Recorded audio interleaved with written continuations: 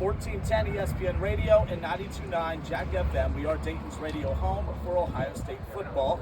Season's coming up just around the corner, of course, so we are live here at Bellefontaine at Lee's Famous Recipe Chicken for a very cool event, a hometown send-off for Tavien St. Clair, again, who's awesome enough to, of course, sign a new NIL deal in partnership with Lee's Famous Recipe Chicken, and he's here live with us right now, as well as College Football Hall of Famer, former Buckeye himself, Keith Byars. And Keith, I'll let the former Buckeye and the current Buckeye take over from here. I'm not former Buckeye. I'm still Buckeye. Once a Buckeye, always a Buckeye. I think I may find a little bit of eligibility if needed, but no, I get what you're saying. It is an honor and a privilege to be here with you, Taylor. You're a Buckeye now. And I was talking to your parents earlier, and they said you always wanted to be a Buckeye. And so you're not alone in that. I always wanted to be a Buckeye. And I always talk to kids about, dreams come true. So don't be afraid to, reach for your goals and be it. So one of your goals is to be quarterback for the Ohio State Buckeyes, and you've achieved that goal.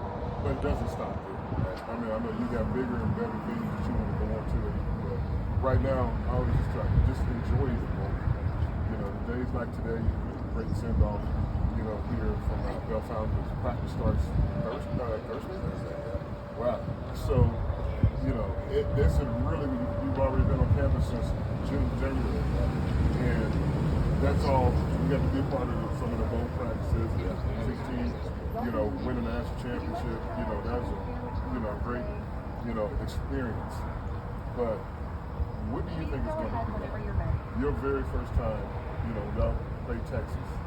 Now, I don't know who the starting quarterback is. I don't want to even get into that. Yeah. But when you walk out of that locker room after pregame warm-up, you've been on the sideline quite a bit, right? You've been to your fair share of games over the last couple of years, but now you have an opportunity. You have a uniform on, whether you're starting or, but there's a chance that you can play. The previous times you've been at Ohio State, there was no chance you were going to play for them, right? But now, your dreams have an opportunity. So let's see, what do you think it's going to be like? Y'all play Texas, of course, she's going to be rocking. And the very first time that you step on that field, what do you think that's going to be? Yeah, I think it's you get a little bit of a feel for it in recruiting when you get to walk across the field and stuff like that for warm-ups and things like that. But actually having the uniform on, running out with there's 100,000 plus fans in the stadium, really seeing my family in the stands, things like that, it's just gonna be a surreal moment. Like you said earlier, dream come true. You envision that as a kid growing up in Ohio, you running out of the tunnel as a Buckeye.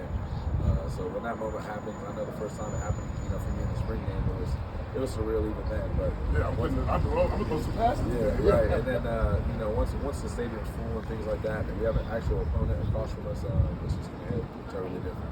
Yeah, it is. The reason why I asked you about that moment because it takes me back to my freshman year. Unlike you, I didn't go visit no colleges doing football. Okay. So I always heard about watching black guys come out of the locker room, they're sitting there, jumping and getting all fired up.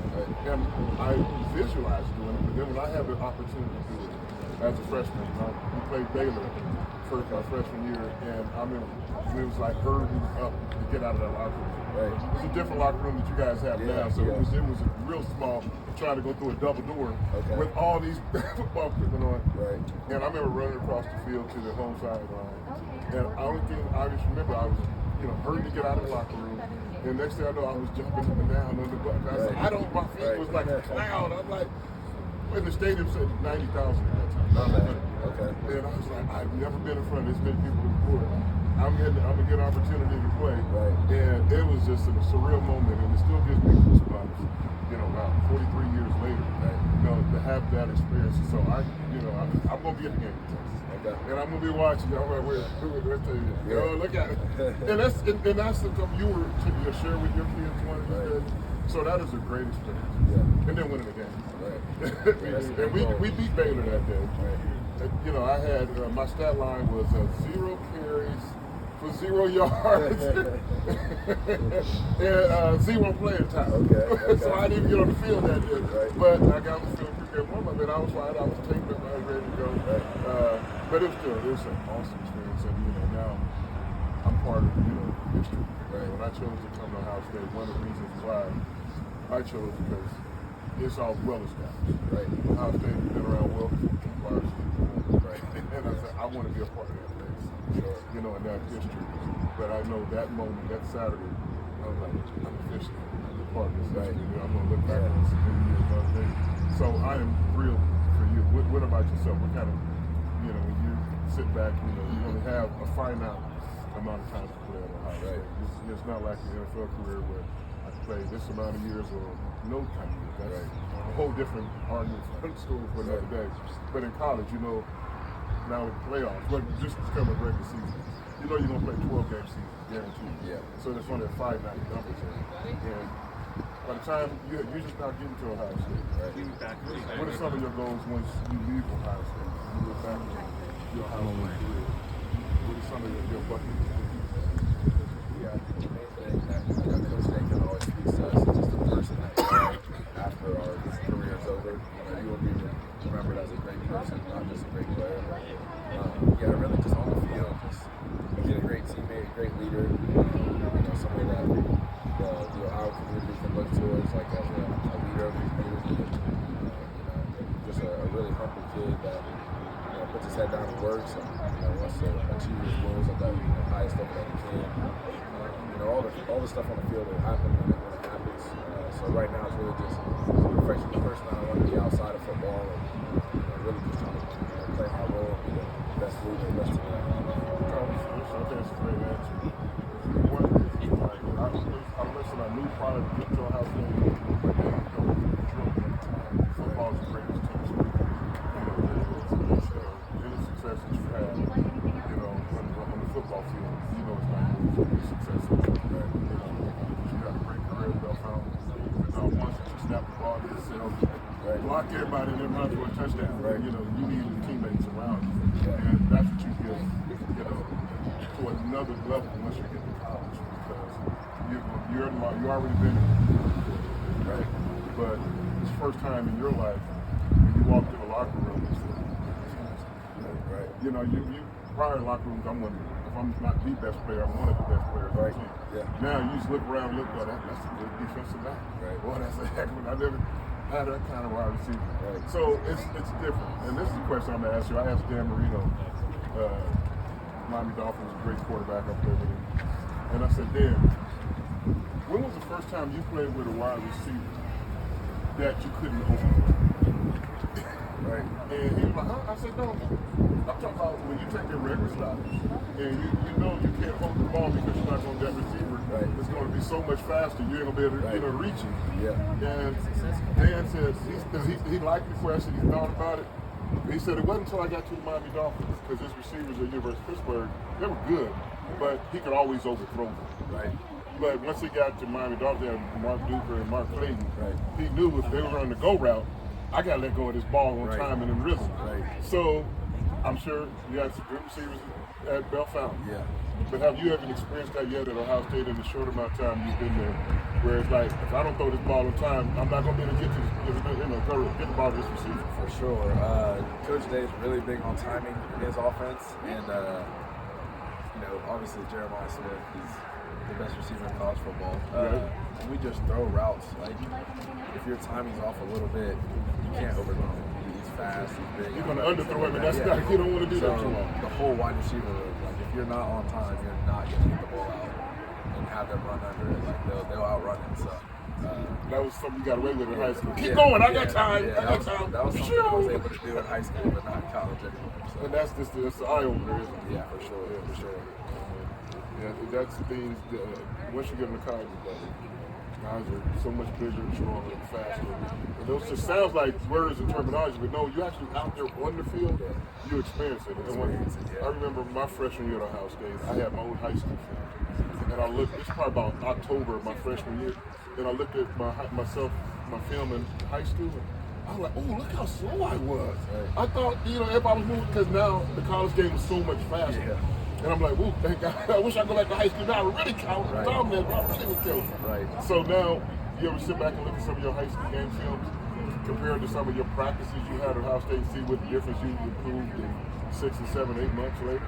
Yeah, definitely. I mean, just the size of the high schoolers that I played against versus what I practiced against in practice every day. Like, there's linemen that are bigger than me, but I was like the biggest guy in my conference. Right. So, really learning the size, the speed, like you said. Yeah, it's a big eye opener. You got to play the game faster in your mind and physically, with your body as well. So learning to do that in practice is helping. Yeah, like watching high school film now, it's like I can laugh at it. You can laugh. You like, oh man, I could even more touchdowns now if I got this experience. Right. So those are great things, to have, and then to look back on it and grow it. But I'm gonna give you this bit of advice. I know we got to go to break pretty soon. I think it's easy to say be patient, right? And that's one of the few. Let's say I'm a religious guy. God answers those prayers when you say, Lord, give me more patience. He said, okay, you got it. Right. And how does patience come? By waiting. Right. So you have to wait. So, your biggest goal over the next year or so is to be patient. And be patient and ready. Because you never know when your time is going to be called. And you got practice. And I don't know if you're going in the first, second, third, fourth, or fifth, it doesn't matter. But you have to be patient and be ready when opportunity knocks. If it's going to knock, you just don't know when it's going to knock. It's just going to knock and you have to be ready. So study. Study that playbook. School books first, playbook is second. Get those, and then once you get it and master it, because when you was in high school, the coach would call the play, I already got it. I'm already 5 steps ahead. You will get that to that level in college in time, whatever that time is. But once you get to your sophomore and junior year in college, and let's say what happens if you apply that, you're going to be so much better than when you work today. Right? And that is the goal, is to continue to work hard, study that playbook, and once you get to that point, everything else slows down like when you was in high school. I know what the defensive back is doing. It just slows down because your mind is processing so much faster. It's like I always equate it to a song. When people sing a song that's real popular on the radio, they don't always know the words, but they know the chorus. Yeah. But then when they get to the verses, they go to humming and right. But that's how you got to know the playbook. You know the verses, the chorus, and everything associated with it. Yeah. And once you get that playbook down like that, then you're going to move that much better. Your play as a quarterback will just increase. And that's the same message whether you play quarterback, offensive line, defensive back, running back. Because you can't be, the thinking has automatic. And then the reaction is, the secondary. But you're going to get there. I'm not saying anything that you haven't already experienced and the coaches haven't told you. I'm not trying to lecture you because we're interviewing, but, the player part of me comes out during this thing. And, I know what it takes to, be successful. I brag on Ohio first because I'm an Ohio. That's, I've been fortunate to travel around. I brag on Ohio football. Right? So I'm gonna be one of your biggest cheerleaders. So I wish you nothing but the best. Anything you want to say, to your fans here, people be listening to out in the greater Dayton area. Just be ready. We're gonna have a great season. We're preparing right now. We're trying to run it back. So go Bucks. Go Bucks. Hey, that's awesome. Well, we want.